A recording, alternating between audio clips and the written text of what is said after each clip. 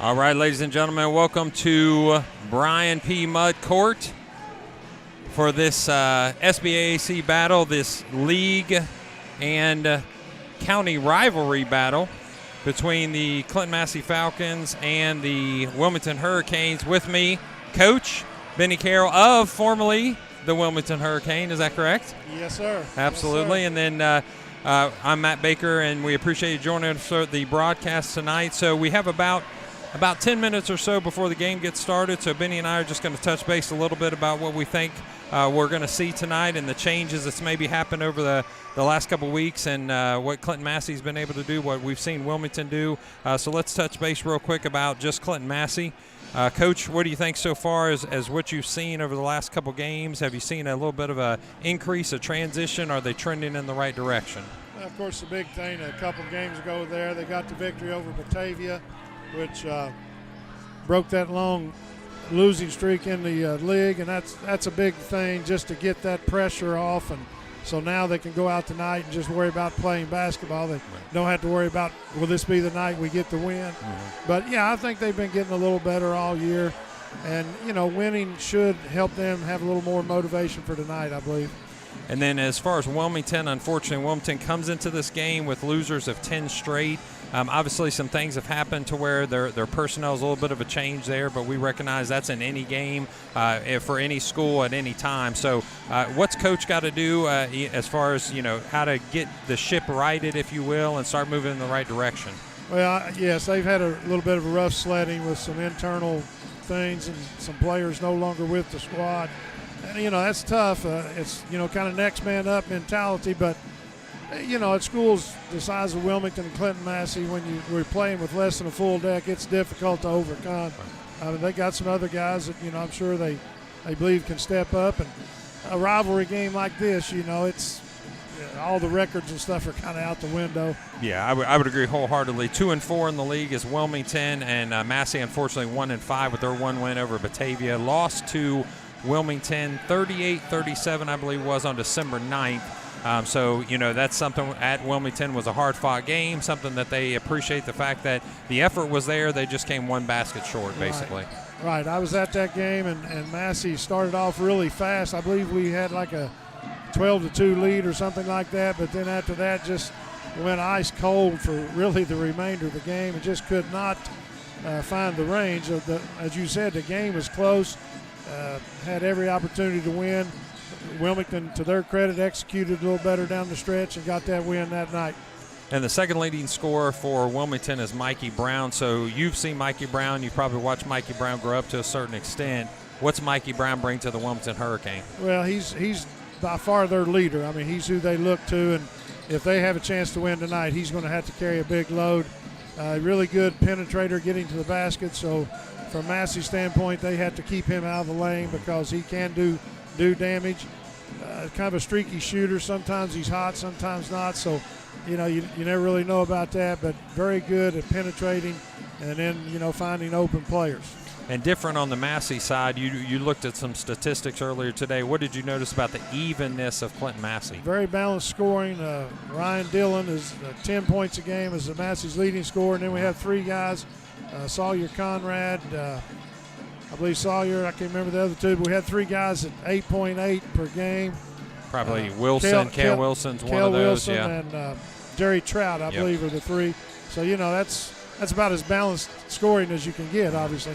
And unfortunately, we won't see Sawyer Conrad again tonight. He's out under concussion protocol. So we've talked a little bit over the year through these broadcasts about what we've seen last year compared to this year in the team. More competitive, obviously, but a change that's happened is Jerry Trout last year kind of seen as that guy that nobody knew about. In fact, there's a couple coaches I got to talk to that said, I didn't even have him, scouted on the roster or anything like that.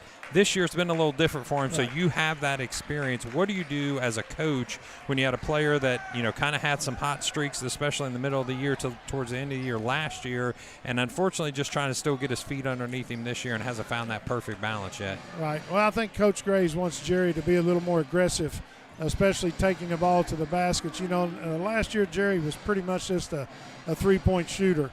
And really with his size and length, if he can learn to attack the basket and get some baskets that way and get to the foul line some, then I think Jerry has the potential to be a 15, 16-point-a-game scorer. But right now he still a little bit relies too much on just shooting the perimeter jump shot instead of attacking the basket. And talk about the youth for a second. When you look at the Clinton-Massie roster, you've got more than likely, and we'll see it just in about 6 minutes or so, that you probably have 3 juniors starting, possibly a sophomore starting, maybe 1 senior. What's that say, again, using your coaching prowess here? What's that say to the next couple years or so? Well, I think the future looks very bright, and the biggest thing for Clinton-Massie right now is just learning how to win. These last couple of years have been tough, and for those that haven't coached, it's so difficult to get that mentality into your kids. Right now, Massey kind of, when the game gets close, they have some doubts, and because of past experiences, what's going to happen? You want to change that mentality to, what are we going to do to win? So I really think that's the biggest hurdle, even maybe more than the youth, is just learning to win the game, and to believe that you can win the game. And getting a couple wins is really the only way to do that. So hopefully tonight they can find that formula.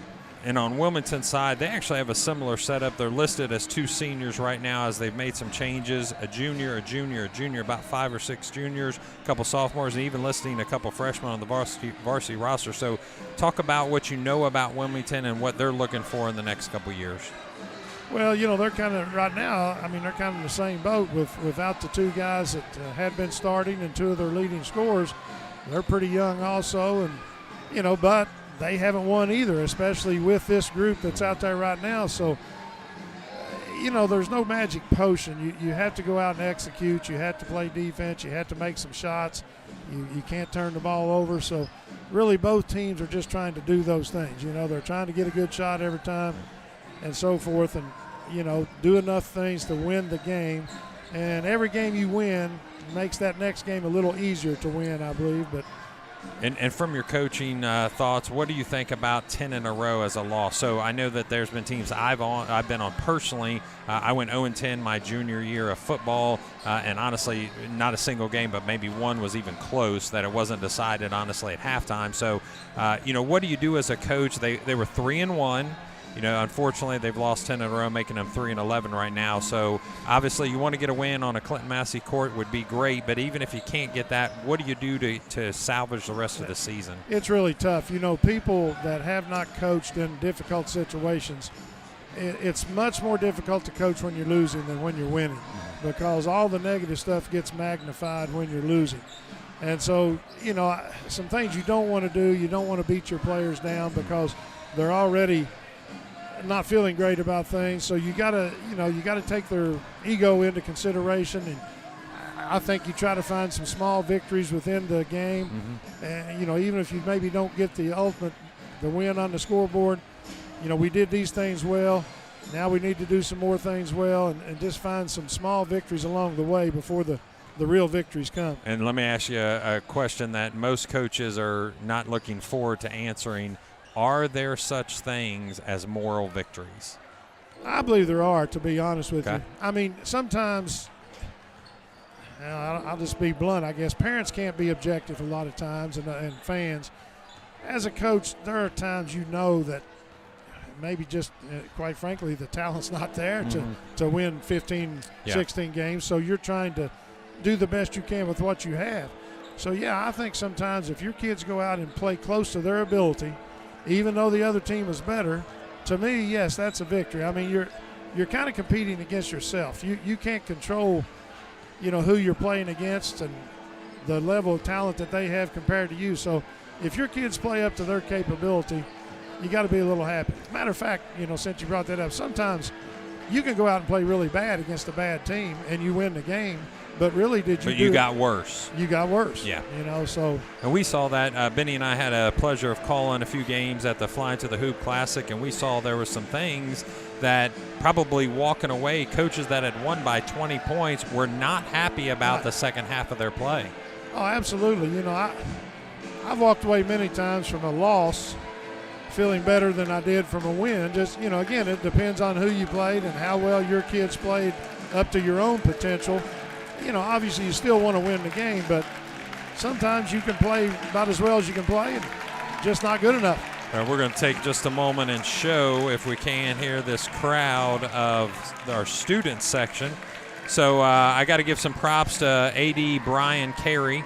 So Brian Carey decided that tonight was $1 student admission night, and on top of that, he decided to make the concession stands a little more affordable and make it $1 concession stands except for pretzels. So if you're at the game, you can enjoy something to eat.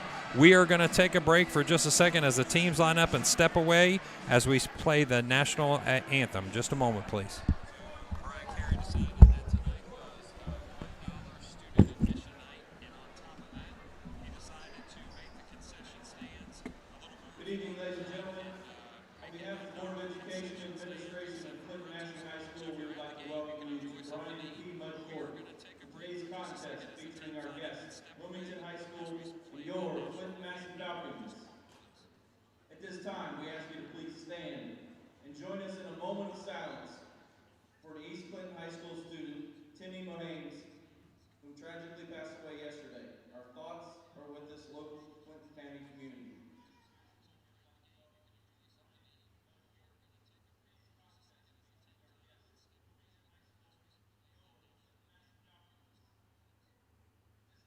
Thank you. Now please remain standing for the playing of our national anthem.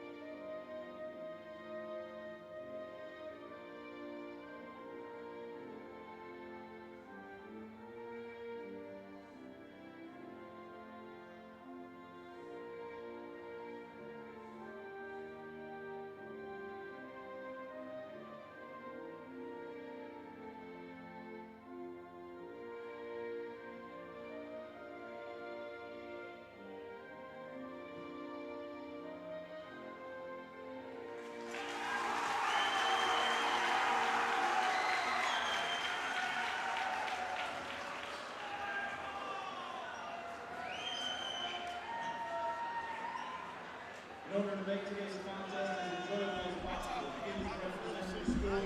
I talked to him about it's going to be tough, and don't beat them down in the school.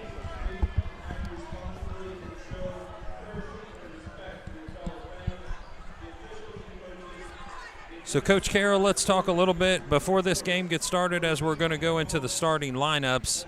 Talk about the mental concern or issue that Clinton-Massie may have, because unfortunately wins over Wilmington basketball have not been aplenty. Exactly. I think we've lost 10 in a row.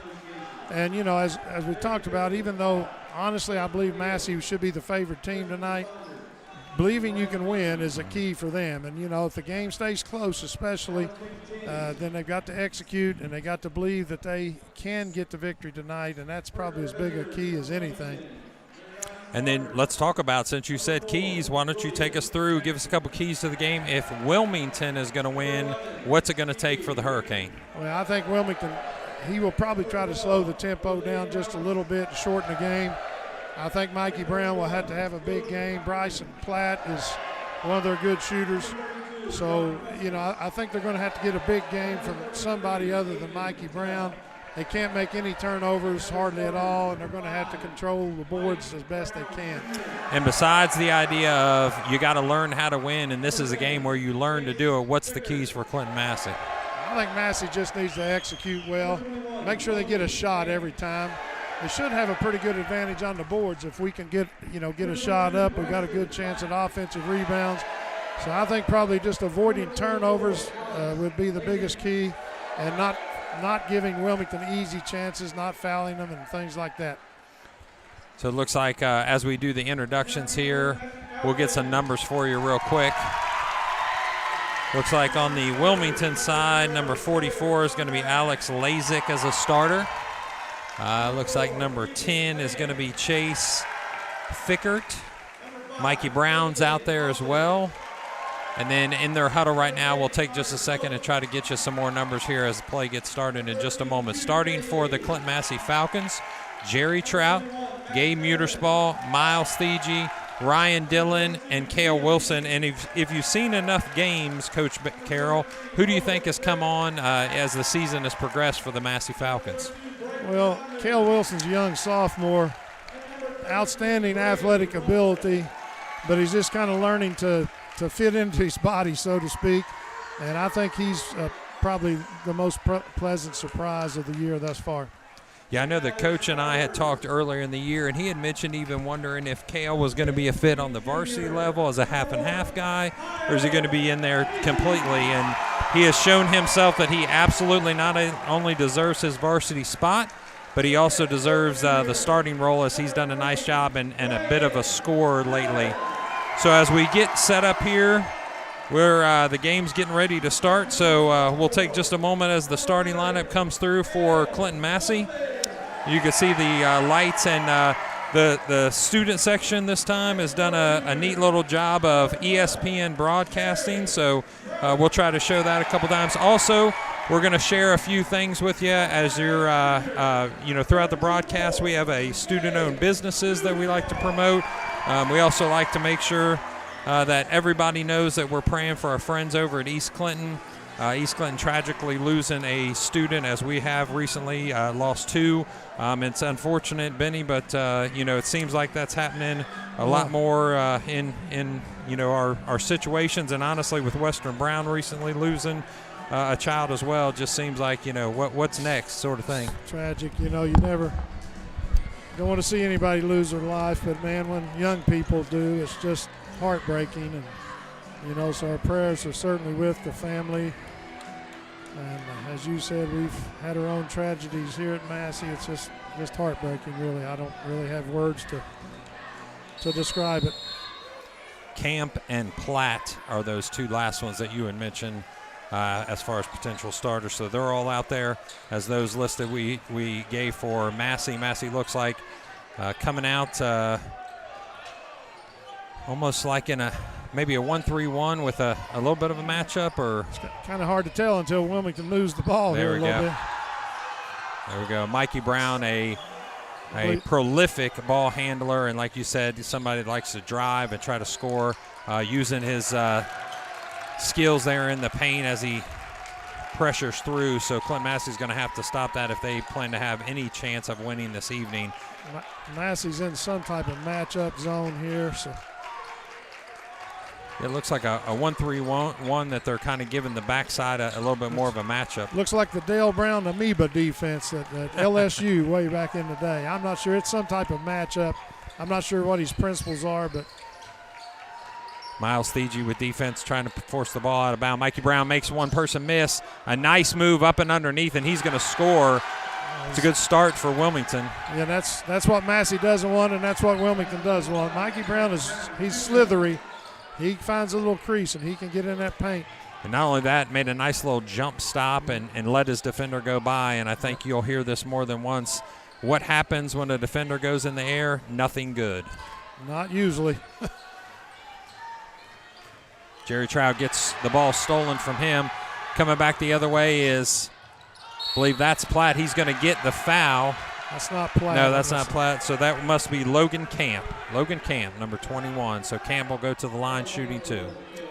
At that time, Jerry was trying to penetrate, but there was really no place for him to go there. And that's part of the learning is you want to attack the basket, but you have to have a crease, and he had no crease there. So underneath goes Wilmington as they have a quick conversation with their coach. And we had talked about this in our last couple broadcasts there in Kettering. It seems to be more of a habit now, coaches calling their players over to the sideline, especially after that or before that first shot, as he misses that second one, but stolen by Mikey Brown underneath.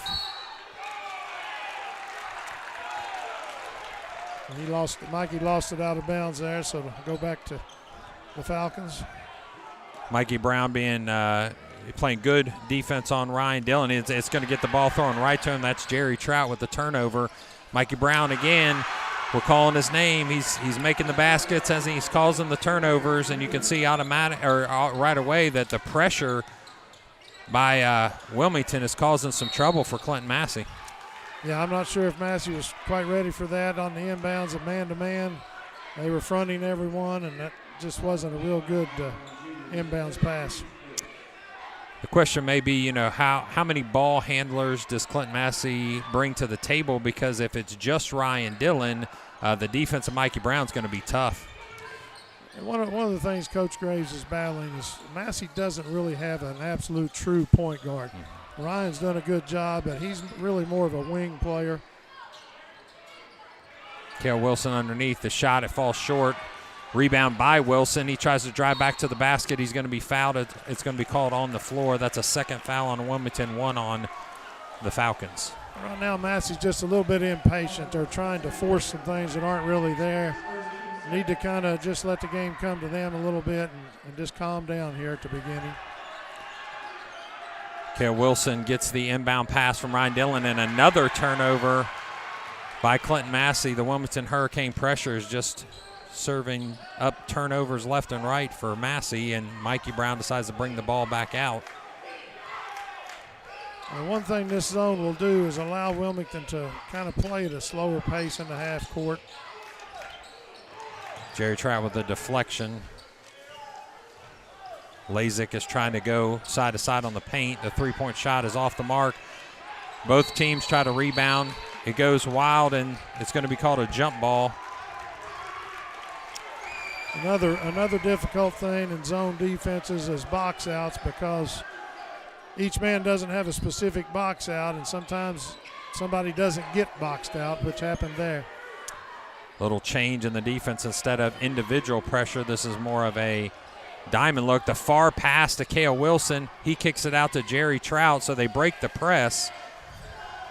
And we talk about presses. Some of them are to cause turnover. Some of them are to slow you down. Some of them are to break your rhythm. And that one seemed like it was going to be a turnover, but the long pass was the right move for the Falcons. The drive by Muterspaw. He gets the ball taken away from him. It's going to be knocked off of him and going back to the Hurricane. So yet another turnover for the Falcons. That's at least 4 for the White right now. So yeah, Muterspaw kind of got down in no man's land. If you go on that baseline, you better have a lane to the basket, because if you pick it up where he picked it up, it's an easy trap, and it's a difficult situation.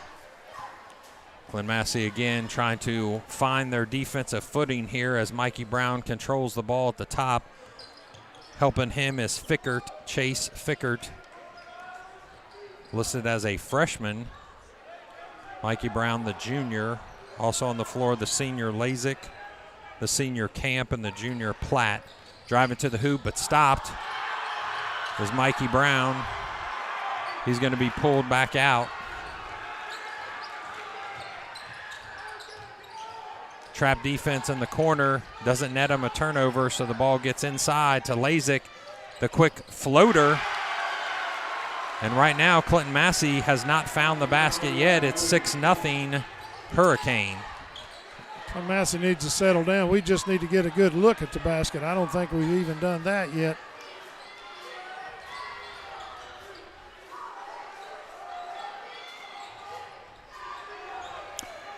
Looks like Coach has said, I'm going to go ahead and put what I feel is my best defender on their best player, as Ryan Dillon has had a couple positive games over the last couple weeks. So right now going into the lane is Jerry Trout. He gets fouled. He'll go to the line to shoot 2. So is that a fair assessment that he told Mikey you're going to stay on Dillon and just causing fits? Well, Wilmington does play good man-to-man half-court defense. I mean, the first game, that was, I thought, maybe one of the differences. They are very solid, so. First point of the evening for the Falcons is Trout at the foul line. Connor Stoles checking in. Owen Trick checking in. The defensive philosophy is a little bit different between the two coaches. Wilmington's more man-to-man, pressure the ball. Massey's, trying to play more zone, keep people out of the paint a little bit better that way.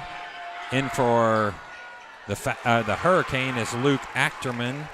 Achterman was a football guy. I got to call their game and definitely showed up on the stat sheet against Clinton-Massie. Also into the game at the top of the key now is number 12. That's Jose Morales, junior guard. Brown is out of the game right now, I believe, so we'll see what Wilmington can do with him not in the game. Quick shot by the freshman. Off the side of the iron, Miles Thiegy gets that rebound. It goes up to Gabe Muterspaw and forward ahead to Connor Stoltz, but he misses. Nice pass by Muterspaw, but you got to convert that one. So we'll say points left on the table by the Falcons there as they're down by 4, 6-2. And honestly, this deep into the quarter, not a lot of scoring in general. Jump ball will go and stay with the Hurricane.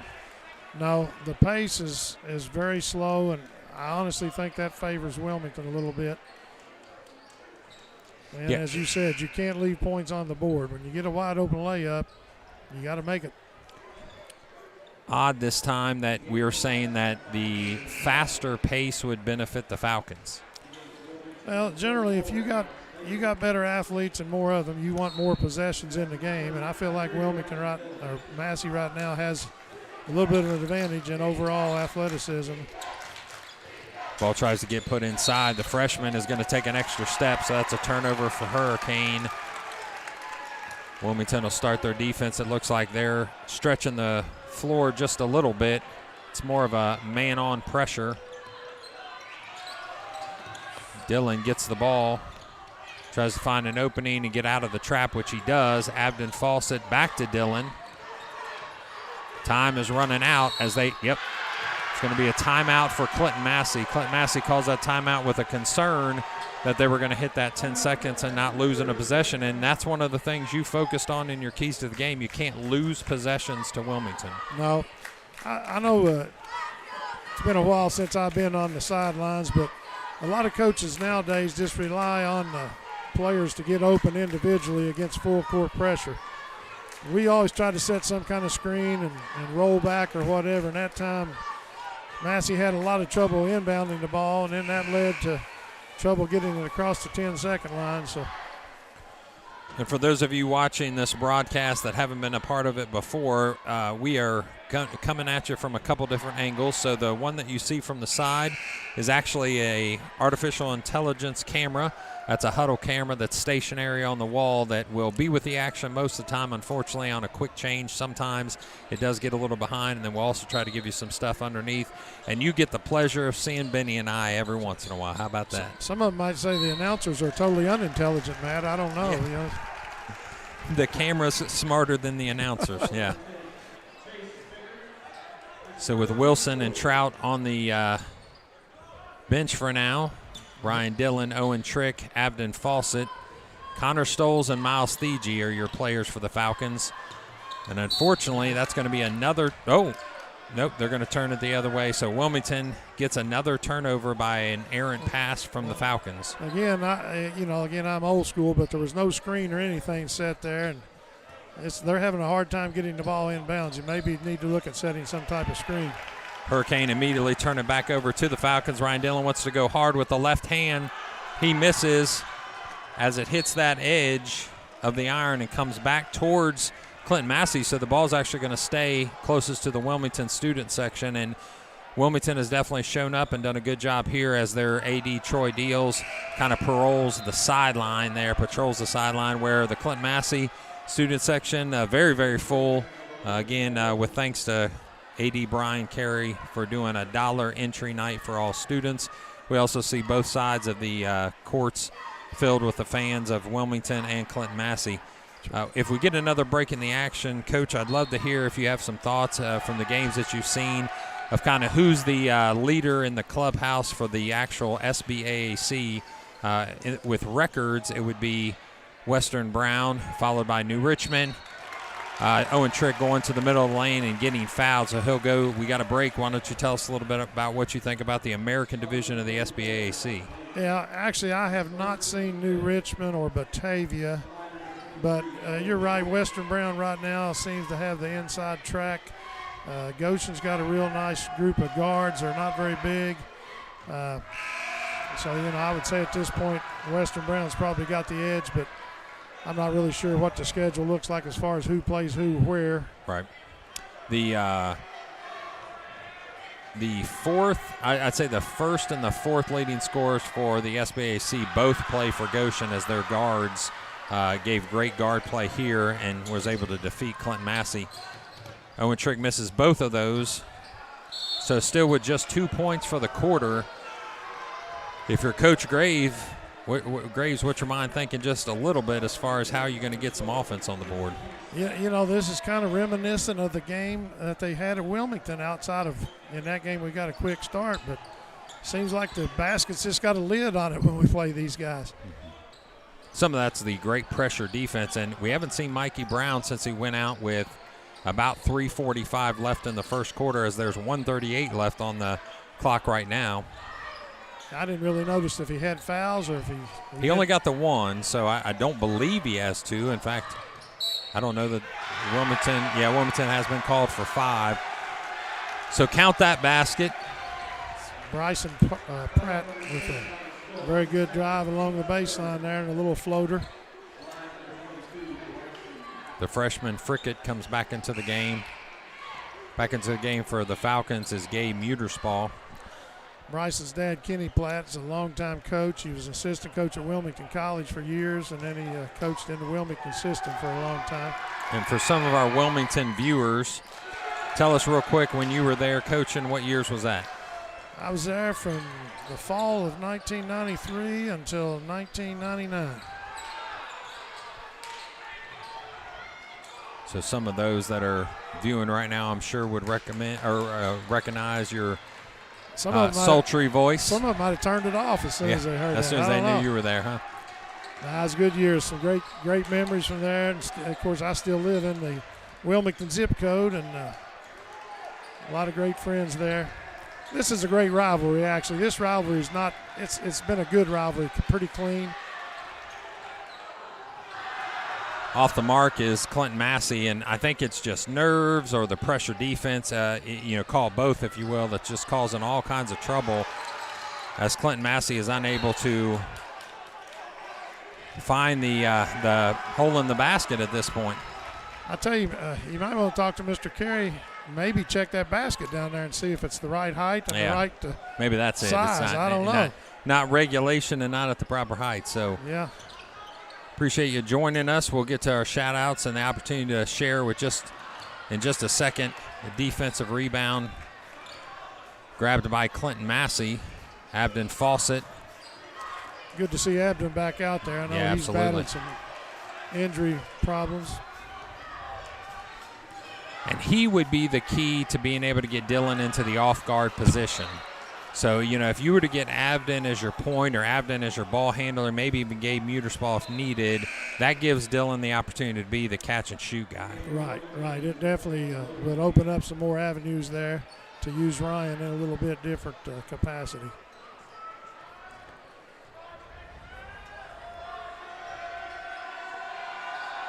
Abden gets the ball blocked, and then it actually goes right back to then unfortunate choice by Owen Trick. So for the second time this year that I'm aware of, he's going to get called for the technical foul. Sounds like either too much was said to one of the Wilmington players or too much was said to the referee. So he's going to cost this team 2 foul shots and the ball from the sideline with a 7-point lead and only 24 seconds left. Yeah, I didn't really see what happened there. Owen wasn't involved in the actual play, so he must have said something to someone. Well, no, he got called for the foul, I believe. He was down there at that end, and as the ball bounced back into Achterman's hands, I believe that he might have caused that quick foul. Well, they missed the 2 foul shots, so no harm done. So now the ball is given to the Hurricane. Checking into the game would be Jerry Trout for Clinton-Massie. As you see that kind of 1-3-1 extended, it looks like. They're starting out in a 1-3-1 look, and it kind of morphs into some type of a flat. Inside to Achterman. Miles Thiegy is able to turn over. Brings it back to Cale Wilson, but it gets stolen and returned the other way. That's by Frickert. Well, I tell you, both teams, Matt, are really having some difficulty hanging on to the ball, to be just very blunt about it. Yeah, we'll try to take a picture of the score book in halftime, but it just doesn't seem like defensively there's some struggles on both sides. And that's going to end the first quarter. 11-2 is your score. So if you're Clinton-Massie, you score 2 points in the first quarter as your legs just seem to be a little bit nervous, and the basket seems to have a lid on it. So talk to me a little bit, Coach. If you are Coach Graves right now and you're standing in your huddle, what's the conversation more than likely containing? Well, I might remind them that in the first meeting it started off just the opposite. Massey jumped out to like a 12-2 lead, but then things went badly. So just remind your kids that it's a 4-quarter game, not a 1-quarter game. And as you said, they just need to settle down a little bit. They're in a little bit too much of a rush to get shots off, and maybe trying a little too hard sometimes to attack the basket when there's really no avenue to attack. So I think they just need to settle down a little bit and play basketball and not worry so much about everything. What about the crowd? Do you feel like the student section of Wilmington has done a great job kind of staying in the ear of the Clinton-Massie players? Do you feel like that could be an effect on some of the play right now? Possibly. And, our own students, I hope I don't offend any of our students, but our students need to learn how to win too. They're kind of subdued down here right now. And, it's been a while since we've won a lot of games, and they kind of need to get back there and get that intensity and help our kids out just a little bit. The students. You might have to go down there and do a couple cheers. I've done that a handful of times over the years, whether it was my time at East Clinton or here at Clinton-Massie. I enjoy getting everybody riled up. So hopefully the play on the court is what's going to cause them to get riled up as Mikey Brown checks back into the game. Clinton-Massie trying to get set in some of their offense here. The back cut by Dillon doesn't work, so Jerry Trout has it at the top of the key as Gabe Muterspaw gets the pick from Miles Thiegy. That's a good shot, but again, just not there for Clinton-Massie, and Miles Thiegy goes over top and causes body contact, which is going to result in a foul. And that's already that's 5 fouls. No, that's 6 fouls on us, so the next one will put Wilmington at the line, and that's one of the things we talked about is not giving them easy opportunities to score. 11-2 is your score with 7:30 left in the second quarter as Clinton-Massie having trouble scoring as Wilmington able to put in the 2-point bucket. Just found an opening that was there, and the sail pass over the head of Cale Wilson as Cale Wilson turns to his player and says, hey, calm down, relax. We're all fired up. Just let's take a deep breath. 13-2 is your score now. I know Coach Graves likes this zone, but really right now Wilmington's getting some pretty easy looks in there. Finding some space inside without the proper rotation. It looks like Lazick turns around and goes back to the basket. He does miss the open look there.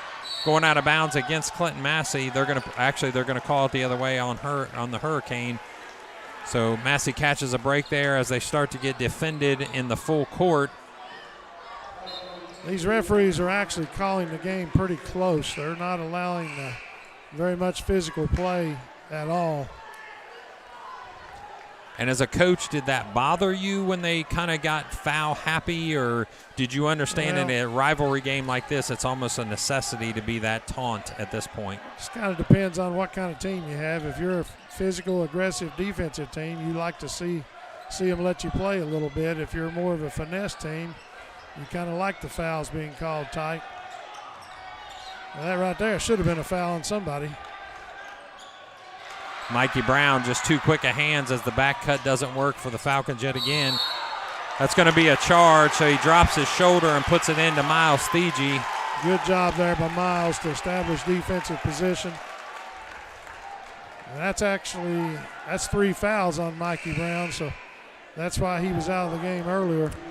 So he was called for the 2 in the first quarter. We must have missed 1. I did at least. So Mikey Brown now with 3. He may take a seat for a while.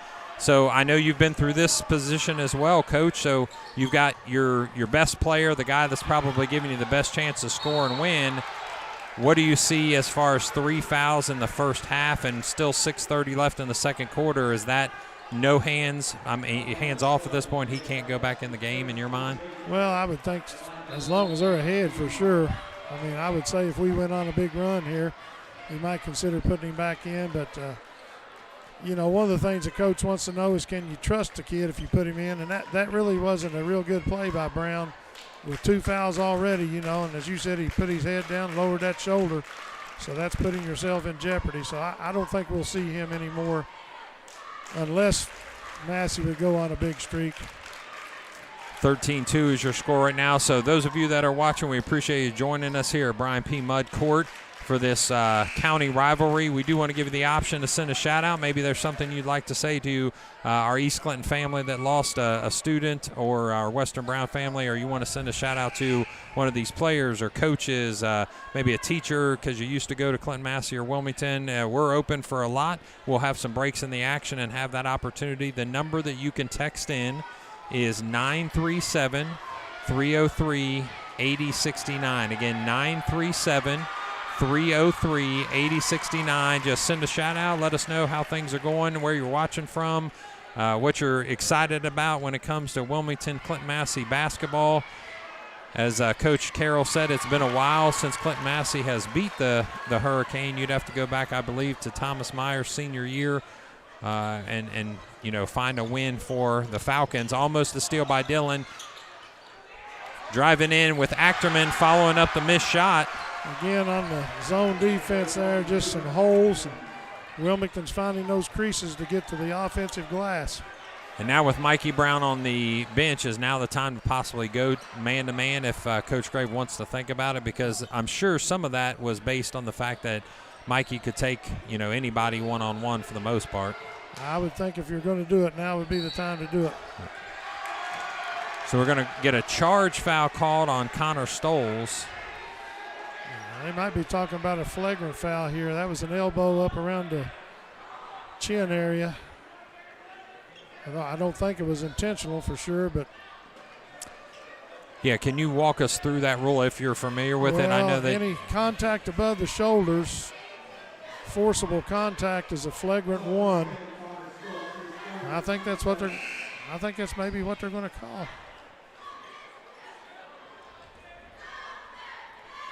Maybe not. Maybe he's just explaining. I guess he was just giving Coach Graves an explanation of what the foul was. 15-4 with 5:55 left in the second quarter. It's been mostly Wilmington at this point on the scoreboard, and defensively their pressure defense has definitely given the Falcons trouble as they push back towards the timeline. Do the Falcons for the Hurricane. Morales in the corner brings the ball out as Miles Thege plays pressure defense on him. Underneath is Lazick. He misses underneath. The ball goes into the hands of Camp. Camp to Achterman. Achterman's going to put that ball into the bench of Clinton-Massie, so it'll be turned over, given back to the Falcons. Wilmington's just getting the ball inside way too easily. Even though they missed that shot, it was a point-blank look. Gabe Muterspaw with the ball. He gets the set by Wilson. Miles Thege tries to take it into the lane. Dillon now with a foot behind the line, or the arc, misses that one short. Morales from the side, off the back of the iron. Lazick gets the rebound, and he's able to put it in. Massey's just getting beaten badly on the boards right now. Wilmington seems to be getting every rebound. Jerry Trout with a bucket. That's the first bucket of the game for Clinton-Massie. It is. So with 4:38 left in the second quarter, you have the first, we'll say, field goal, right? I mean, three-point, right. Field goal. First field goal. Yeah.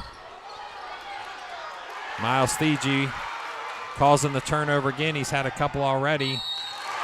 The block foul, because he finishes with his left hand, is going to be an and one. So just like that, you go from 17-2, now 17-9. Took us almost 12 minutes to get the first bucket, and took us 10 seconds to get the second bucket. Ryan Dillon comes out of the game and talks to Coach Mike Craig. Now that time Miles attacked the basket like you should attack the basket in transition. Excellent move. Used body control to make sure he wasn't going to plow into the defender. Got the block call, and he finishes the three-point play, now 17-10, as a small run has been created here by the Falcons. Abden Fawcett back into the game, and again, like you said, that 1-3-1, it looked like a travel there, but they didn't call that, and this time they're going to call it on the ground. So the floor foul will bring the ball underneath. Should be a bonus, I believe. 1-1. Gotcha. So it'll be a 1-on-1 opportunity for Lazick. And this young man's a freshman, you say? No, Lazick's a senior. He's a senior. The 10, number 10, Fickert is okay. the freshman. Okay. Lazick, after playing so far 8 games, is averaging 3.6 points per game. Wilmington's having trouble at the free throw line, which is helping us stay in it here. Jerry Trout, another made basket from about 2 feet, almost 3 feet behind the line. So now you're 17-13. It's amazing what one basket can do sometimes, just to relax everybody. Jerry Trout gets the turnover. He's going to stop and give it back to Abden Fawcett. He kicks out to Gabe Muterspaw, but they're going to call traveling on Miles Thiegy. 1 extra step is what he's called for, so 17-13 as Clinton-Massie has gone on an 11-0 run right now. I don't believe the student section was too happy with that one. No, they're not, but they are awake. I'm glad to see them down here. They're coming alive a little bit. So. Miles Thiegy checks out of the game, back into the game for Clinton-Massie is Ryan Dillon. Inside to Achterman. He travels hard into the paint. He's going to be fouled as he goes up for a shot off the right-hand side of the lane. He'll go to the line for 2. Honestly, I think these refs are a little too tight in their officiating. That's 18 fouls called already in the first half. That's a lot of fouls. You know, sometimes you got to let them. You got to let them play just a little bit. And that leaves 3:25 still on the clock. So something tells me they haven't finished blowing their whistles yet. Right. I understand it's a rivalry game and all that, but you have to let them play. Again, if you want to send a shout out, Lazick able to finish off of the rebound. If you want to send a shout out, 937-303-8069. 937-303-8069 is the number you can text to let us know where you're watching from. If you want to send a shout out to somebody that may be watching, listening, or one of your players or coaches that you appreciate, that's your opportunity to do so. Fickert, all by himself is Ryan Dillon, hopefully finishing that one off, which he does. It's going to be a timeout by the Wilmington Hurricane, and Coach Isaac doesn't like what he's seen because that looks like that would make it a 13-3 run there in the middle of the second quarter. Correct. Yeah, the young freshman played like a freshman on that one. The man was open, but he needed to make a bounce pass there, and he just tried to make a straight pass. Dillon was able to get his hands in the passing lane and score an easy bucket off of it. The lost art of the bounce pass. Nobody correct. makes that bounce pass. No. That's your wife is very aware That's of right. that, correct? That's right. Yes, she is. That is definitely her go-to statement. Go Miles and Owen from Beek. That's Justin Beekman checking in. Let us know where you're watching from. We'd love to know, especially if you are maybe outside of this general area, if you're able to catch us from another state, other country. We had the opportunity during football that we had people checking in from India, Paris, France, everywhere in the states, Seattle, Washington to Florida. So if you're watching somewhere else, 937-303-8069. We'd love to know where you're watching from. If you want to send a shout out, feel free to do that. Or maybe, how about this? if you happen to have been coached by Coach Carroll back in the day, and maybe that's any viewer, so I know he's had some opportunities at other schools besides Wilmington. So if you've been coached by Coach Carroll, whether you're a Wilmington alum or not, we'd love to hear your thoughts. And be nice, on please, Coach Benny Carroll and what opportunities he gave you to succeed early in life. I was young and dumb at one time. Lazick finds the opening. He's going to miss that short shot going out of bounds against Wilmington, so Clinton-Massie will get the ball. You know, Wilmington's had a little bit of trouble from the foul line, and Lazick has done a good job scoring at times, but he's also had some opportunities that he's missed as much as the Falcons have missed as well. He's left some points on the board in there also, but they are getting the ball inside with ease.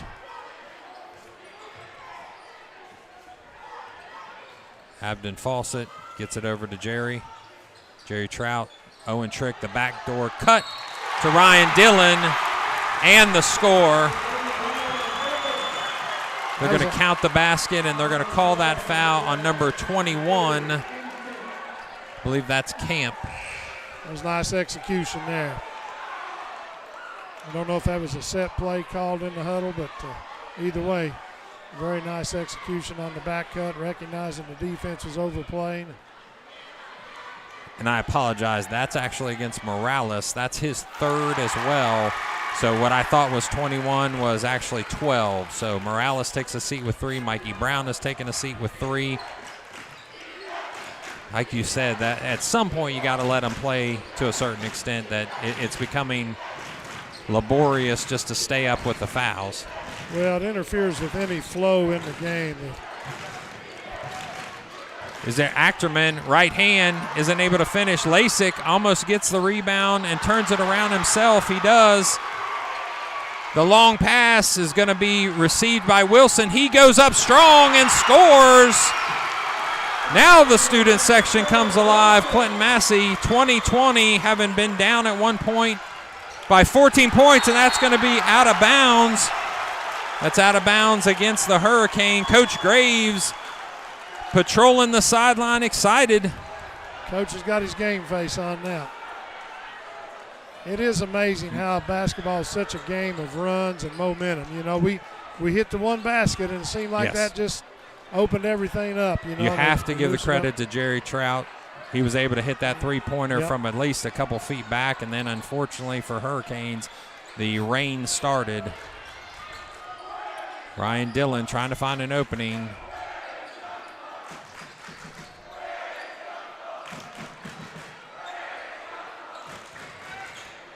As the student section has something to say, we'll catch that in just a second. So inside, ball stolen by Achterman. Abden Fawcett tries for the steal. It goes off the front of the rim. Gets out to Ryan Dillon. He's got 53 seconds left as he's driving the ball and trying to make the basket from there. It's going to be a foul called. And because they're at least in the bonus, he's going to go to the line. We'll see if he gets 2. He's going to get 2 either way. Oh, he's in 9. You're right. You're right. In the double bonus. They're in the double bonus now. So that's Camp's first foul. Ryan Dillon making that one count. 21-20 is your score. This game is eerily similar to the first game, except the opposite direction, you know. In that first game up in Wilmington, Massey jumped up to a big lead, and then Wilmington came back to kind of take control of the game. Owen Trick, the only one in foul trouble right now. He has 2 for Massey. Both Mikey Brown and I believe Jose Morales have 3 apiece.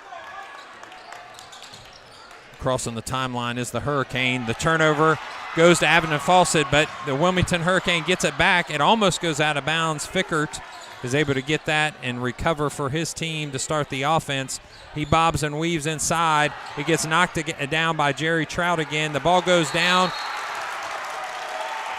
Gabe Muterspaw is able to wrestle Lazick for the ball, and it looks like it's going to stay this end at the Hurricane side. The refs have been blowing that whistle quick, and the one time it's on the floor, and they probably should have blown it a little quicker. They a little tardy in calling that jump ball. We got away with one right there, I believe, also. Yeah, a lot of body contact there. Should have been called on the Falcons. Abden Fawcett with pressure on Camp. He gets it out to Fickert. 14, 13, 12 seconds left as Wilmington works for the last shot. Like you said, you needed to hear some from the student section. The clapping is coming alive. The open shot by Fickert. It's off the back of the iron. 22-20 will be your halftime score after being down at one point by 14 points. Clinton-Massie's able to scratch and claw back to 22-20. We'll go to a 10-minute halftime. Coach, tell us what you're thinking if you are Coach Graves after making that strong run in the second quarter. They're feeling a whole lot better about things, that's for sure. You know, like I say, Massey just started out, seemed to be nervous, maybe trying a little too hard, and the basket just got really tight on them. And then once Jerry Trout was able to hit one, it seemed like that loosened Massey up. And then Wilmington, with Mikey Brown on the bench, you know, they were having all kinds of trouble running their offense and turnovers also. So a really tough game by both teams in terms of finding any kind of offensive rhythm. So with halftime upon us, we'll take a 10-minute countdown here. We'll come back with a couple minutes left. We appreciate you staying with us on this Clinton-Massie Local Schools YouTube channel. Right now your score is 22-20 Clinton-Massie. We'll be back with action in about 9 minutes.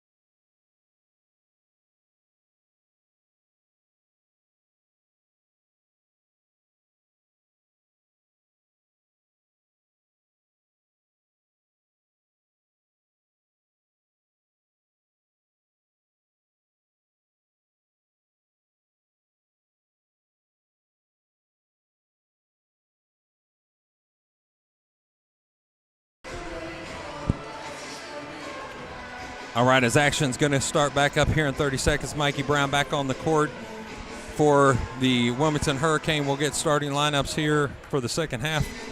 Coach, what's the keys in the second half? Has anything changed in your mindset to be able to take the W depending on what side you're on? Well, obviously it was big for Wilmington not having Mikey Brown in there for pretty much the majority of that first half. He was saddled with fouls. You know, as we talked about at the beginning, both teams need to do a better job of taking care of the basketball. I don't know if we got any stats, but there was a lot of turnovers. Both teams struggled to put the ball in the basket. I think, you know, Wilmington got a lot of offensive rebounds, but they didn't capitalize on nearly as many of those second chances as I'm sure they would have liked to. Yeah, we'll throw out some points here real quick. So Platt has 5, Camp has 4, Mikey Brown Jr. has 4, and Lazick has 4 as well. But as you said, a little struggle from the line. They're actually 2 for 8 from the foul line. Right. From the Clinton-Massie side is Mikey Brown immediately back into the game and takes his first shot, which is off the back of the iron. We'll get you some stats from the Ryan Dillon with 7 points. And Jerry Trout puts in that. He's up to 10. Didn't take nearly as long in the second half for the Falcons to find the bottom of the net as it did the first half. And they're actually 8 for 10 from the foul line, shooting 80% in the first half. They did do a good job shooting foul shots, which was huge.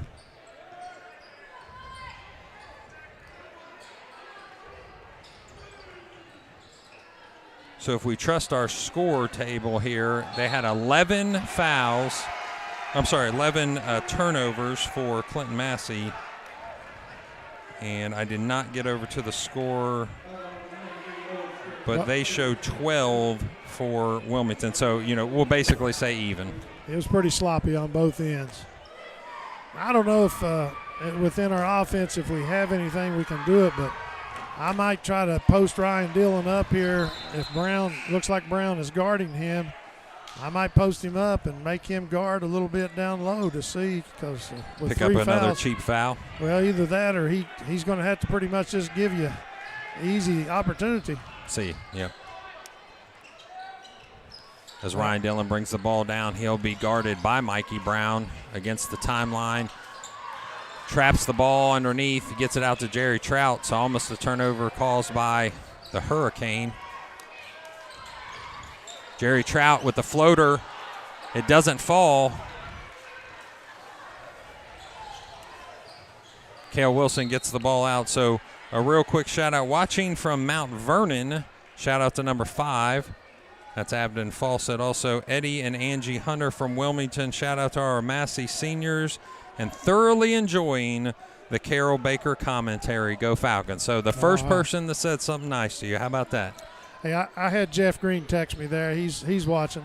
Former coach at Wilmington along with me. So there you can at least say you had a coach that was willing to talk to you. There you go. So a call on Lazick, a foul away from the ball. It looks like they're going to put that on the side. Lazick will pick up his second. And once again, on that previous possession, Wilmington got the ball in deep to Lazick, and they've been able to get the ball inside consistently tonight. Is it one of those maybe pick your poison, though? If they let Lazick kind of have his way, maybe Mikey Brown isn't able to have his. Maybe. Again, Lazick has not converted all those, but. Quick foul called on number 22. That's Platt. That's his third foul. Wilmington's in a little bit of foul trouble. Yeah, unfortunately for them, their roster isn't quite as long as Clinton-Massie's, and they've got a few people. That would be their third person with 3 fouls. So if you're Coach Isaac, is there any conversation with a little bit of a change in the defense? Not that you can't stop them from going for turnovers. Yeah, that's a good question. I mean, his philosophy is man-to-man. So. Mikey Brown with the breakaway. He's got Jerry Trout to beat. He makes him miss, but he isn't able to convert, and out of bounds goes the ball off the hands of the Hurricane. I'm going to guess Mikey's playing just a little bit faster than Coach would want him to right now with the fouls. and so forth. I believe he would rather they take a little time each time. Little diamond and one is easily broken by the Falcons. Dillon with the floater left hand. It goes in and out. And you wonder if they found that lid to put back on the basket. Again, I'd like to see Clinton-Massie be a little bit more patient. If they don't have a transition for sure, just be a little bit more patient. I believe they can get some better shot opportunities than they're getting. Kind of sounds like an obvious statement, but how important, and I guess I'm referencing it as a point, not necessarily a question, how important is shot selection? I've seen that, and we saw it in the games we called where you had these really super high-level D1 teams, these prep schools that have got 7 and 8 D1 scholarship athletes that would still make a one and done, a one pass and pop mentality where they just would, get down there and too quickly throw one pass and just chuck the ball up. Well, shot selection by individual players, and then, the players that you want to shoot shooting the ball. Heard Bob Huggins one time laughing about that, or telling a story about one of his kids shot a couple outside, and Huggins took him out, and the kid said, "Well, Coach, I was open."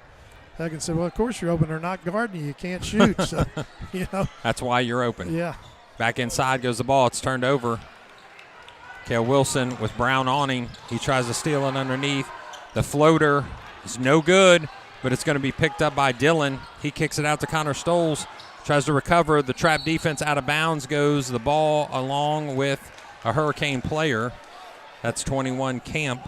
That last one's an example of Cale Wilson being young and inexperienced. He kind of stopped himself on that. He had a lane to the basket, and he should have just taken that one on strong to the rim, but he kind of pulled up and tried to shoot a turnaround. He'll learn as he gets a little more experience on that. So as we clean it up, we're going to say a quick shout-out to VIP guest Cardi J, #1 Abden Fawcett fan. So Abden Fawcett's got quite the fan club already. Fans everywhere. That's good. Ryan Dillon surveys the defense, and a nice play by Camp, leaping for the ball. Comes out just a little bit short as a floater by Jerry Trout is finished 10 feet on the side of the basket. That was actually a difficult shot, but Jerry got that one to go. Mikey Brown tries to find a hole in the defense. At this point, he doesn't see it, so he backs the ball up. If you're Coach Graves, are you okay with Wilmington coming down and eating time? I know they're trying to find a hole, and Mikey Brown's going to shoot from there. Off the back of the rim, the Jerry Trout rebound, and it's going to be fouled. But, I mean, if they're willing to come down here and just eat up time, how much are you okay with that if you're Coach Graves? Well, I personally don't like it real well because I feel like the longer Wilmington stays in the game, the more pressure, comes on to Clinton-Massie. But you mentioned the losing streak against them and so forth, so I don't really like letting them take time and keep the game close. Miles Thegia checked back into the game. He's going to stop. Try to get the ball to Ryan Dillon. Dillon with a floater on the left-hand side. He also puts that same basket that Trout just made in from 10 feet away. Nice little back cut there. And they've tried that back cut multiple times. It's worked, we'll say, 50% of the time. Camp with a long three. Rebound by Dillon. He clears the ball out with Achterman chasing. Over to Connor Stoles. The finish, and he misses, but he's going to get a foul called as he's in the act of shooting. It'll send him to the line for 2. The pace has kind of picked up a little bit here in the second half, and again, I believe that's the Massey's advantage. That was a pretty quick shot by the Hurricane on that last one. It allowed us to get a rebound and get it up the floor quickly. And not to speak ill about our Zebra team here, but they're going to have to stop calling fouls, or this game's going till it's 8-11, and we've still got 3 minutes left in the third period. I mean, the game has been slowed down tremendously by what's now 6 fouls in the second half, and what was, I believe, we finished with 19 in the first half. Doesn't that sound right? 9 to 10? I think that's right. I know both teams had 10, so Double, we had to have at least 20. So 20, yeah. That's not what we want to see as a basketball junkie that I'm sure a lot of people that are watching from home are. That's why they're joining us here at Brian P. Mudd Court on a Friday night in Clinton-Massie. Let us know where you're watching from, 937-303-8069. Maybe send a shout-out to a student, a loved one that's doing a great job, maybe somebody like East Clinton that needs the prayers right now for the loss of their student. Going out of bounds is the ball out of the hands of Wilmington, and that'll give Jerry Trout the opportunity to put that ball in play. He called another foul there. That is one where, again, the referee there could have easily probably just called that out of bounds and given the ball to Massie instead of calling a foul. Yeah, I mean, I have to admit, even though as a Massie fan, I can't agree with that one. He was just going for the ball. He was just trying to play basketball at this point. And I think you saw right there, that play right there, Mikey Brown did not dive for that loose ball because I'm sure he was afraid he was going to get called for a foul. Nice shot by Miles Thiegy, finishing. That was created by the penetration by Fawcett there. He penetrated and found Thiegy cutting to the rim. That was a nice series there for Clinton-Massie. Up by 7 are the Falcons right now as Wilmington's went a little cold from their side, and it looks like they're willing to give Mikey Brown maybe that long three-pointer. Right. He's, shooting, outside shooting is not his major strength. Lazick doesn't find the back of the rim. Unfortunately, this time it is a jump ball at least that's going to be called. Way too many rebounds in there, but again, he's struggling to convert those into points. A full timeout is called, so we'll take a just moment to pause and say that at Clinton-Massie Local Schools, we support student-owned businesses. So if you're interested in supporting student-owned businesses, you can go to the Clinton-Massie website, and you can see examples like we have one on your screen right now. This is DP Hay and Straw. So this is a student-owned business by a couple high schoolers. Our business started in May of 2022. We're a hay and straw business that sells straw, alpha hay, and mixed grass hay. We have square bales and round bales of each product. Please contact, and the number is listed there. And as they say, it only takes one call to get all your hay and straw. I like that. That's good. That's good. So Clinton-Massie likes to support student-owned businesses. You can go to cmfalcons.org/community and find all the student-owned businesses. We want to make sure that we're seeing entrepreneurship encouraged here at Clinton-Massie Local Schools, as I'm sure Wilmington wants the same thing, knowing Superintendent Jim Brady, a good guy and a good friend, as well as the father of one of our middle school teachers, working through the Great Oaks program and running our Project Lead the Way program. That's Jimmy Brady, who does a phenomenal job. So Clinton-Massie up by 7 with 2:11 left in the third quarter. As the music stops, the play begins. Inside to Lazick, he's stopped by Connor Stoles. Driving to the hoop and back to Lazick. He puts one in. Nice penetration there by Platt. The trap almost gets the ball out of the hands of Dillon. A long three-pointer kicked out by Stoles. Jerry Trout's going to be called for that foul as they get a little handsy on the other end. Jerry's shooting it pretty well tonight, but that one was maybe just a tad out of his range, at least his comfort range. Yeah, it felt like he shot putted that more than shot it, so he needs to take a couple steps in and maybe try that one again, and hopefully he'll continue to try to get hot out of this game and turn some things around season-wide. So Lazick trying to find and establish, but he was unfortunately called for traveling. Another offensive rebound, though. I wish we had that stat. They have I know Wilmington has a ton of offensive rebounds tonight.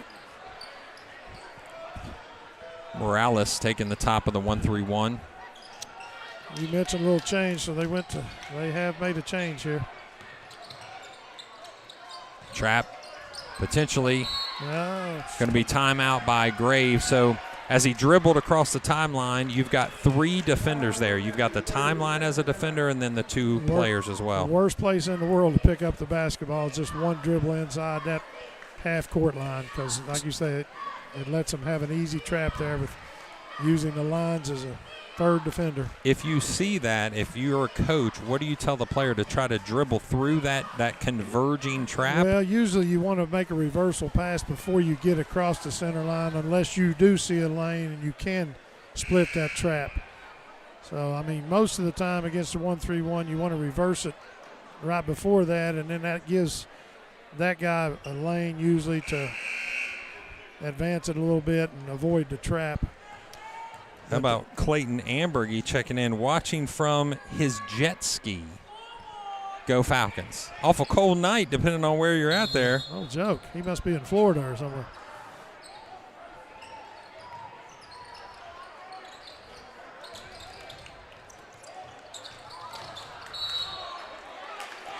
Yeah, a quick shout out saying, hey, we appreciate the thoughts and prayers that have went up for the family that was affected, the two families that are affected by Clinton-Massie's loss as well, and East Clinton's loss recently, Western Brown, and it's just horrible to have to say that. Jerry Trout from the corner, and that's good. He had taken that step in as you prescribed, and that one hits home. Yeah, that was a nice set play on the out of bounds. Very good execution. And we got one more foul called here. So shout out to cousin Ryan Dillon while we've got that last moment there. So we're going to get the foul called. Looks like against number 1. That's Miles Thiegy. That's his second. No, that's his third. Also with 3 is Connor Stoles, who's checking out of the game. Again, we appreciate you joining us. Clinton-Massie Local Schools YouTube. We like to broadcast these games, especially these rivalry games. A great rivalry for many, many years, and a block by Miles Thiegy came out clean, and I'm shocked that they didn't call a foul there. No foul. This feels like a little bit of a danger zone for Wilmington right now. I feel like if Massey gets it out to double digits, Wilmington may be in a little bit of trouble. Ryan Dillon getting it in the backcourt to Jerry Trout.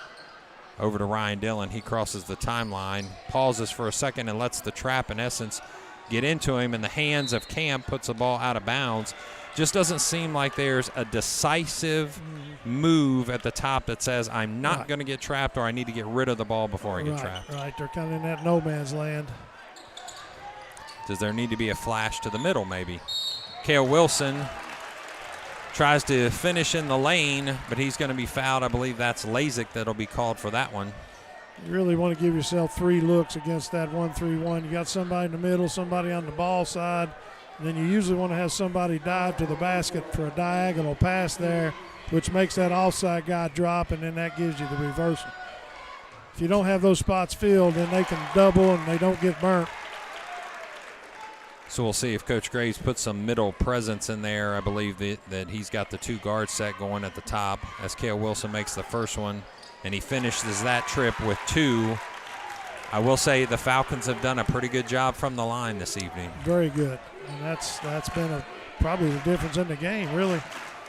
As a coach, what's the number that you're shooting for, not just in a game but for the season? If you're a good foul shooting team, you've hit what number? Another block by Cale Wilson against Wilmington. From behind, Abden Fawcett fouls, but not able to finish his plat, so he'll go to the line. I'd say a good foul shooting team, 75%. That's probably a real good for high school, but if you're anywhere 70, 75, or if you get up to 80, you're really, really good. So this particular game has went the way for the Falcons from the foul line.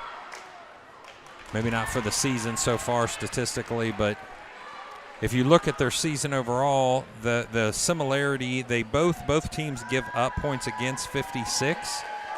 So they're both going to be underneath that more than likely, depending on what the fourth quarter looks like. And they score a little bit different. Wilmington is scoring 43, whereas the Massey Falcons are scoring 51 per game. So again, with 37-28 as the end of your third quarter score, Clinton-Massie comes to the bench to take a break for just a moment.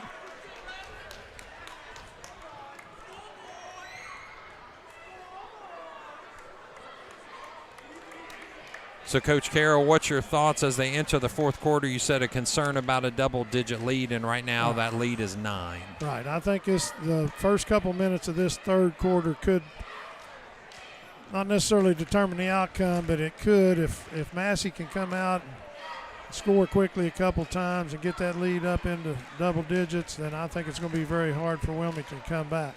If Wilmington comes out and gets a couple baskets, then it could go down to the wire. And you can see on the scoreboard, the opposite end of where we're at, Coach Carroll, look at the foul count for Wilmington. 3s down that side. Right. And that's not even including Mikey Brown, who's not in there right now, I don't believe. Yeah, he's not listed. Oh, no, I'm sorry, he is listed at the top there. Oh, is he number 5? So they've listed him, as 3 fouls. He's got the 4 points. So because he's spent so much time on the bench due to foul trouble, they've held him underneath his average for the year so far as the leading scorer. Clinton-Massie has played a good job, doing a good job playing defense. Mikey Brown doing a great job playing defense against Clinton-Massie as they set that pick and try to open up, as you had mentioned before.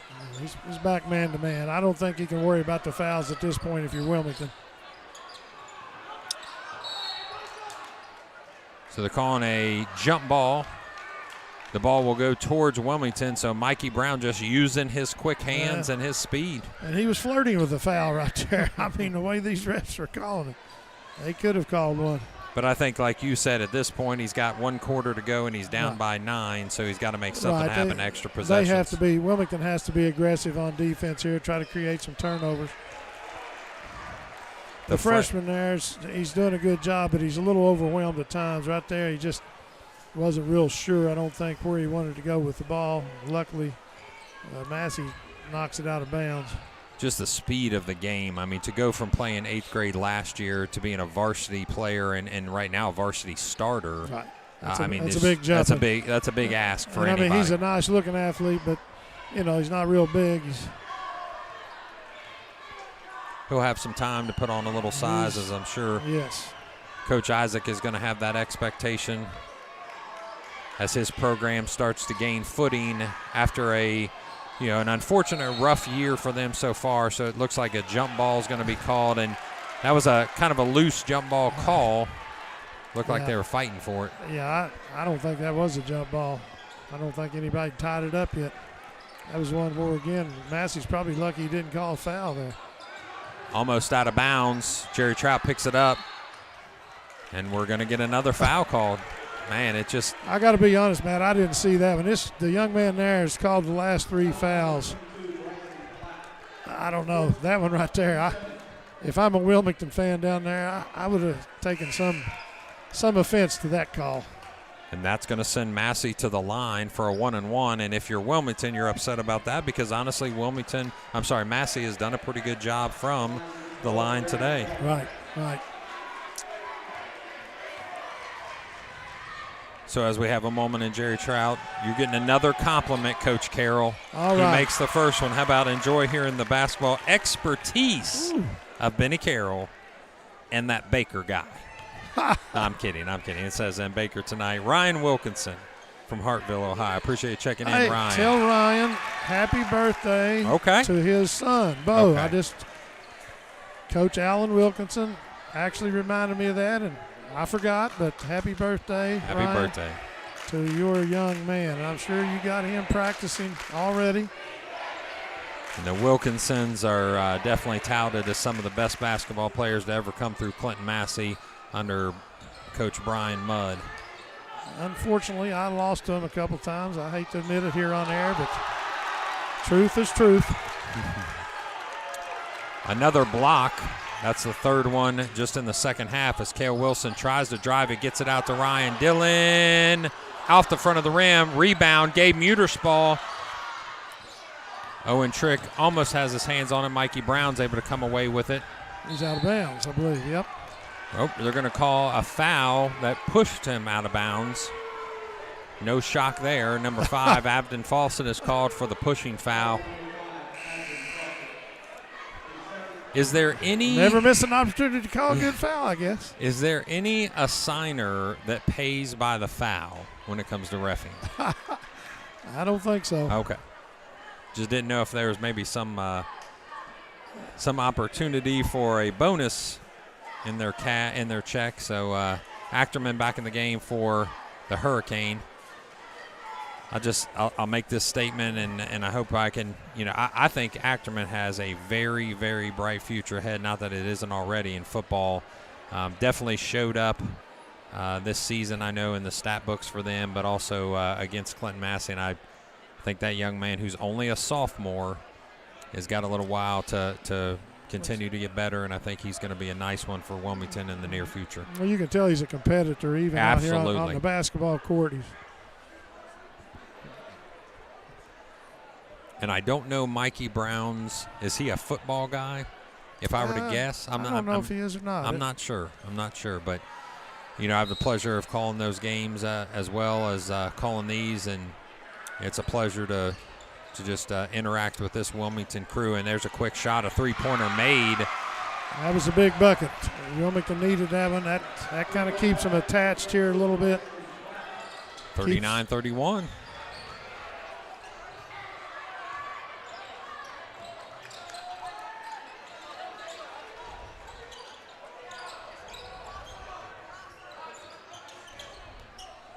Abden Fawcett with the drive. Kind of a wild shot thrown up. Unfortunately, Mikey Brown is hit by Wilson. Wilson pulls him up. That's going to end in a foul against Wilson, and that should send him to the line on the other side. I have a feeling we may have a few free throws down the stretch here. With 5:48 left, and we're both in the bonus. Yes, I would say that's an accurate statement. 20 fouls, 14 in the second half already, with a lot of time left in the fourth quarter. Means a very long game. We're now at 8:28. And unlike the calls per foul, extra cash being made, we don't get paid any extra depending if the game goes late. In fact, I'll double what you make if we go into overtime or past 9 o'clock. How's that sound? Oh, yeah, that's a great deal. Yeah. Quick shot by Trout. That one's good. He might be feeling himself a little bit tonight as he's able to put that one in from the corner, and nothing but the bottom of the net's all he sees on that one. No iron needed. 20 points for Jerry Trout. No hesitation on that either. I like that. He caught that ball in rhythm and just went right up with it. Oh, and it's going to be called a charge. So I would say that a little bit of a size differential there. So Mikey Brown going into Owen Trick, who tops out somewhere around the 265 mark, and I respect Mikey Brown, but I don't think he's quite that big. He was trying to dish that one off, and he just couldn't get stopped in time. But I think at this point, Coach Isaac's going to roll with him in the game. You're down 11, 5 minutes. Yeah, have to at this point. Yeah, he's your best ball handler and your best opportunity to score from the ground. Yep. Yeah, at this point, there's no use. There's no tomorrow, so you might as well roll with the best you can put out there. Platt, who has 10 points, also has 4 fouls. Miles Thiegy back to Dillon with a quick pass, and from behind, Lazick blocks it out of bounds. And Lazick, it's a little funny, turned around angrily thinking he just got called for a foul there. Right. He's like, no. I know you didn't just call me for a foul. Miles Thiegy to Muterspaw. This one to Trout. Off the side of the iron. He was kind of fading backwards just a tad on that one. Bring action at the other end, which is Lazick putting it in for 2. Well, the freshman made a nice pass there. We've commented on him. I see why he's out there. That was a beautiful pass.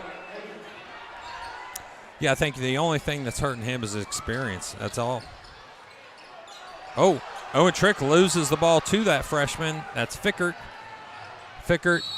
And he drives into Miles Thiegy, and for the second time, Miles Thiegy is called for the charge. And I'll be honest with you, if I'm Wilmington, I'm not happy about that one. No, he maybe dropped his shoulder just a little, but I don't think Miles was set in front of him. Did not have legal guarding position. There's been a couple of questionable calls down there against the Hurricane in this half. I will say, as a coach, you love to see that type of effort and wanting to take a charge. That's one of the funnest plays in the world, but that one probably should have went the way of the Hurricane. Quick find is Connor Stoles in the middle. The ball doesn't fall, but he's going to go to the line for 2. Good strong take by Connor that time. I think that time he was just playing for the foul. He knew he was going to get hit.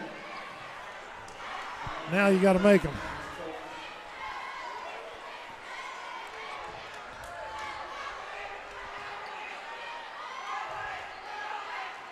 That's a good one.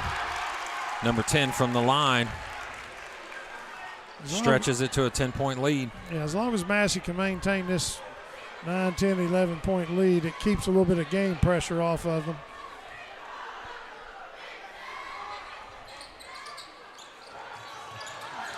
Mikey Brown going for the ball, goes off of his head and into the hands of Connor Stoles, and then unfortunately out of bounds. So he misses that second one. It'll stay as a 10-point deficit for the Hurricane with 4:09 left in the fourth quarter. Mikey Brown with 4 fouls, Platt with 4 fouls, Camp with 4 fouls. Fickert, the freshman, tries to get into Lazick.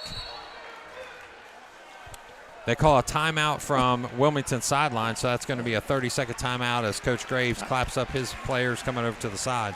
I've never been a fan of that timeout by the coach when the player's in jeopardy. I just think it's a bailout. I wish they'd do away with that rule.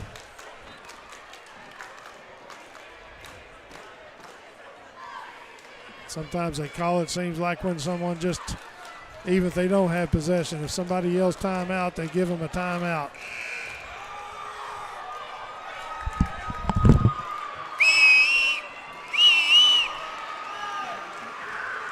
Matt Baker's over here trying to get the students riled up. And he's successful in doing so.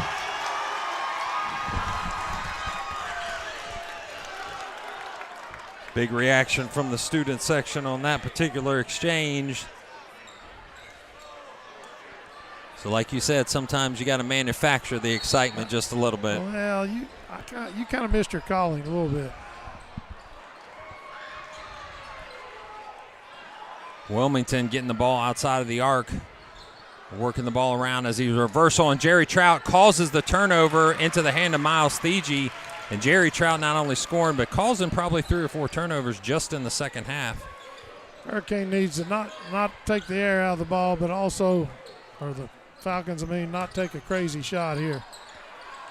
Finding penetration is the Falcons, but unfortunately the ball falls short. Camp to Platt. Platt off the side of the rim, and Jerry Trout with another rebound. Coach Graves, you could see kind of trying to walk him down a little bit. Yes. Okay, Muterspaw kicks the ball out to Miles Thiegy, to Connor Stoles. Get the floor spread a little bit here and make Wilmington play defense, and then maybe we'll get a lane to the basket for a layup. Mikey Brown with 4 fouls. Gets on Dillon just a little bit. Camp with 4 fouls. Platt with 4 fouls.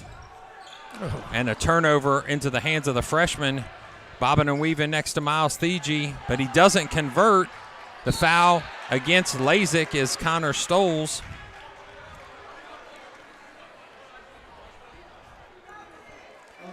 So if you're Coach Graves, that exchange right there is frustrating. Yeah, very frustrating. Looked like just a little miscommunication. Connor Stoles started to cut towards the basket, and Trout thought he was going to cut away from the basket. It's kind of a fine line. When you're up by 9 or 10 points, you don't really want to just take the air out of the ball completely, but you also don't want to get in a hurry. So sometimes kids have a hard time understanding that a little bit, either direction. Either they get too deliberate or they get too impatient. Lazick knocks both of those down, and they desperately needed those points and to get something positive from the free throw line to Trout. He dumps it to Trick, and he's able to finish as they break the pressure easily. Nice. That was very nice. That's the first time they've really broken it the way they're supposed to and finished it with a layup. Mikey Brown finds an opening, and off the right-hand side, easily putting it in for 2.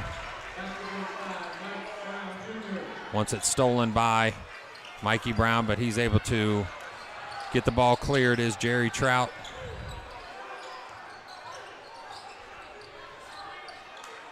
Into the hands of Muterspaw to Dillon. Got to be smart here as he drives and tries to float one in the left hand, and that's probably a shot that happened a little too quick. Yeah, I didn't like that one a lot. He was aggressive, but there really wasn't a lane all the way to the rim on that one. The three-pointer by the freshman, and I'll tell you, It's 45-40 with 1:43 left, and not only is the air coming out of the ball for Massie, a turnover into the hands of Mikey Brown. Leaving his feet is Wilson. He's going to get the and one as he puts the ball in there after the steal. It's going to make it 45-42 and sending him to the line for the extra point. What a turn of events there. We take a forced shot, and Wilmington goes down, hits a three, and then a turnover. Now a chance to convert an old-fashioned three, and we could have a 2-point ball game here. 45-42. The hands of Mikey Brown steady as he causes it to be just a 2-point deficit for Clinton-Massie. Fickert is going to get a foul called on him. Not sure. It seemed like he actually went for the foul. I don't know if he thinks that. I don't know. I don't know if that was purposeful or just he got tied up. I'm not sure. Gabe walking up here pretty confidently, so obviously he gets 2 shots here, so he needs to put these in. Gabe Muterspaw with the Wilmington student section coming alive at the right time as he goes off the back of the rim. Important for Wilmington here to box out on this from their standpoint.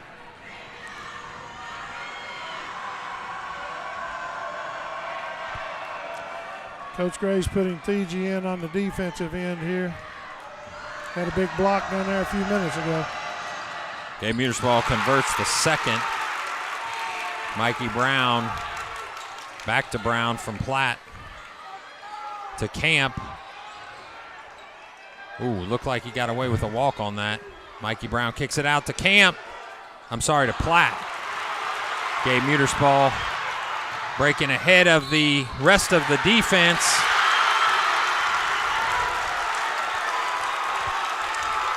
He gets the foul called against him. He'll go back to the line for 2. It was a good job by Clinton-Massie on the transition. Wilmington got caught a little bit there.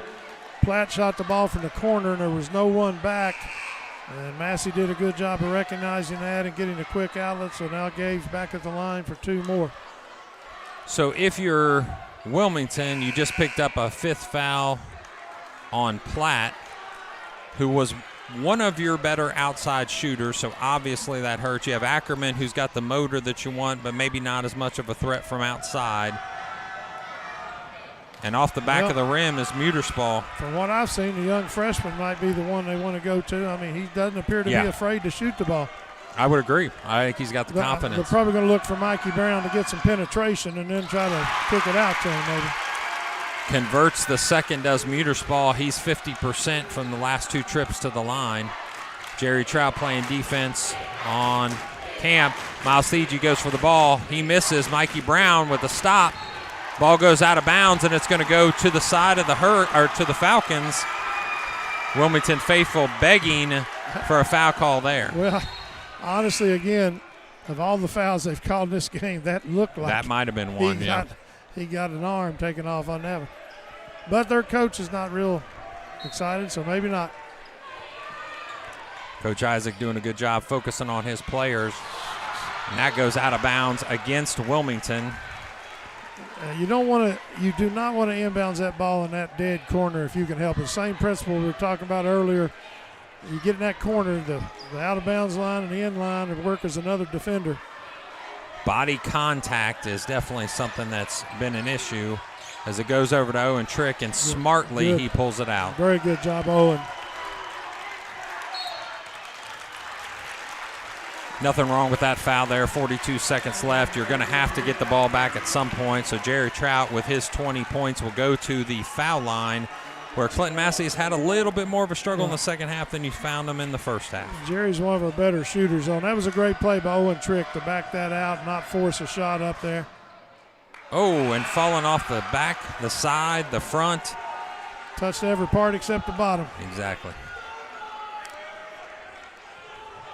Coach, what do we say? That fouls are going to cost you a game and win you a game minimally every single year. And there's the second one, so another 50% trip. Coach Isaac calls the timeout as soon as the made basket falls. 42.7 is what you have, 48-43. as Coach Graves makes a substitution for Trout for defense. I don't think there was a timeout. No, you're right. Coach Graves made a substitution. You're right. So we'll keep this one running. 38 seconds left.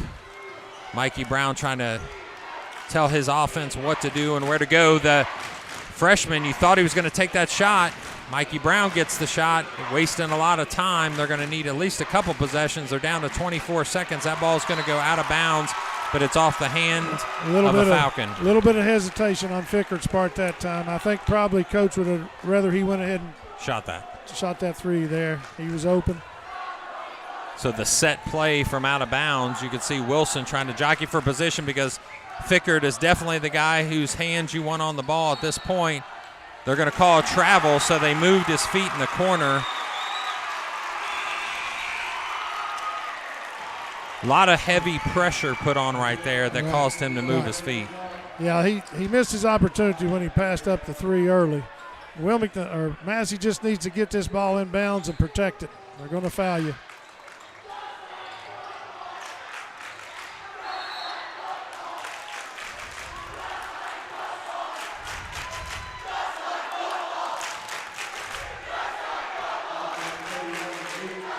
Well, the coach is